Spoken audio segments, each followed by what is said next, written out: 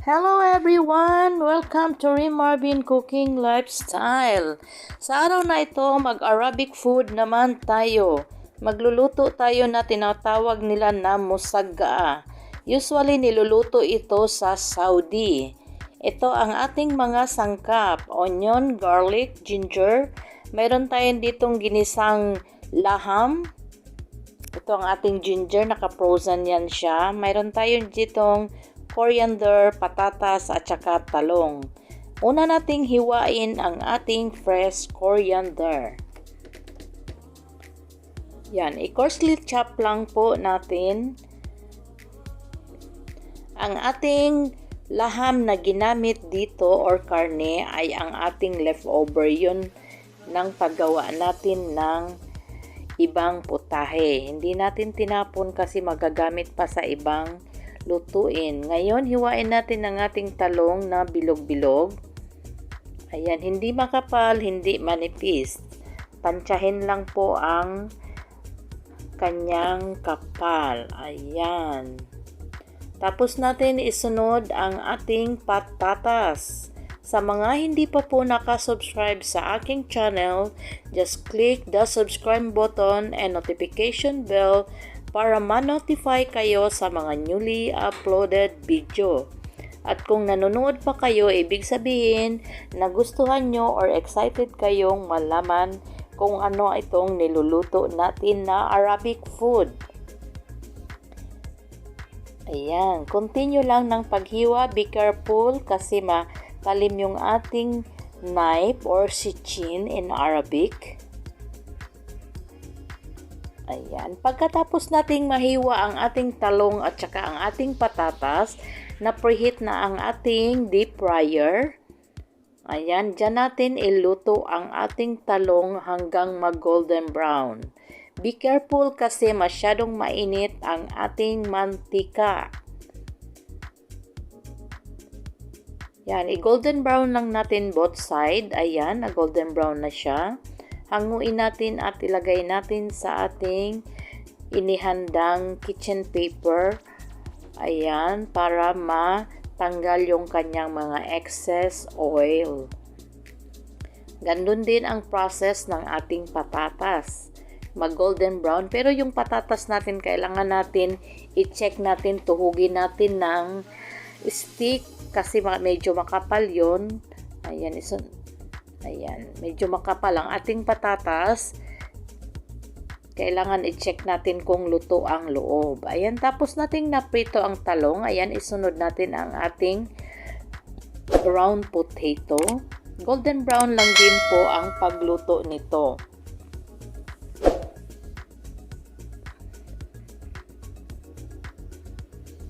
Ayan.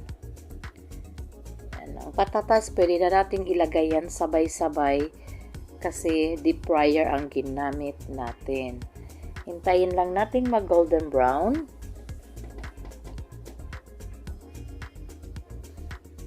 Ayan na ang ating patatas. Ayan na siya. Tapos na, ilagay din natin siya sa ating inihandang kitchen paper. Then, isunod natin ang ating pag-layer ng ating mga sangkap. Mayroon tayo ditong inihandang Pyrex. Ilagay natin ang ating patatas. Yan, ano lang. Pwede ding unahin ang talong. Pero kasi ang patatas medyo makapal or matigas, yan siya, pwede dyan natin. Then, lagyan natin ng fresh coriander. Lagyan natin ng konting laham. Ayan, ang laham natin may nuts na yan siya. Timplado na ang ating lamb. Then, lagyan natin siya ng dagus or ang ating nilutong blend na kamatis. Pwede din kayong gumamit ng ready-made tomato sauce or paste.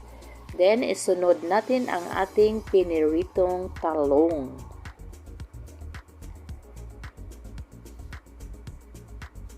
Yan, ganyan lang. Same process. Ulitin lang natin. Then, lagyan natin ng coriander. Lagyan natin ng lamb.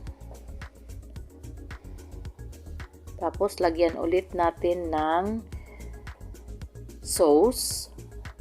Ayan, lagay natin yan. Ang ating lamb, pampalasa lang yan siya. Masarap itong kainin sa tinatawag nilang kubus dito sa Middle East. Yan. Layer by layer lang natin hanggang matapos natin ilagay lahat ang ating piniritong gulay, ang patatas at saka ang ating talong. Lagay na natin ang remaining lamb or laham. Laham kasi ang tawag nila dito sa karne. Or laham karuf. Pwede din. Dito naman sa Kuwait, tinatawag nila na laham ganam.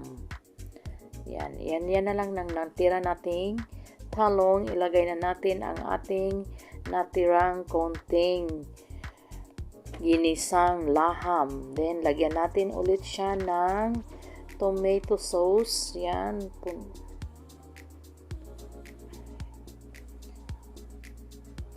Then, lagyan natin ng coriander sa taas as topping. And ang final topping natin on top ay ang ating mozzarella cheese. Ang mozzarella cheese is optional lang yan. Usually, hindi yan nilalagyan ng mozzarella cheese. Nilalagyan lang yan nila ng mga ganyan, coriander sa taas.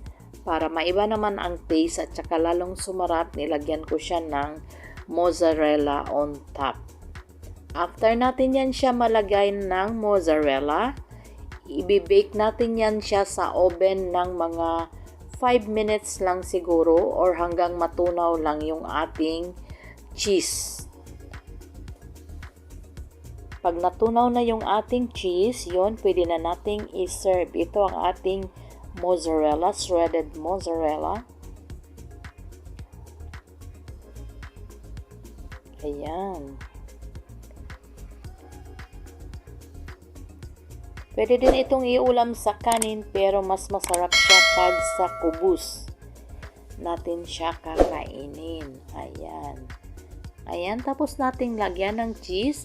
Ibe-bake na natin yan siya sa oven before serving. Bon appetit! Maraming salamat! Hanggang sa ulitin! Thank you for watching! Bye-bye!